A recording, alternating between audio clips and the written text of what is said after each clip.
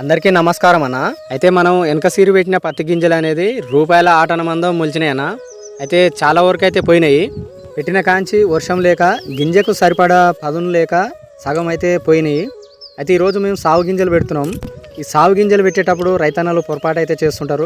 ఈ పొరపాటు వలన గింజలు అదేవిధంగా కూలు కూడా వేస్ట్ అవుతాయి. ఈ వీడియోలో మేము చెప్పిన విధంగా పెట్టుకోండి, ఖచ్చితంగా రైతన్నకైతే లాభం అయితే ఉంటుంది. ముందుగాల మొలిచిన మొక్కలకి కాస్త దూరంగా వేసి చూడండి. ఈ గింజలు పెట్టేటప్పుడు ముందుగాల మొలిచిన మొక్కలతో పాటు ఈ మొలకెత్తిన గింజ వాటితో పాటు మంచిగా గాలి ఆడి మంచిగా బాగా ఏపుగా అయితే పెరగడం జరుగుతుంది. పంగ కూడా బాగా సాగడం జరుగుతుంది. లేదంటే మనకు ఒక గింజ పడే చోట 2 గింజలు పెట్టుకున్నట్లయితే మొలిచినా కానీ ఉపయోగం అనేది ఉండదన్న.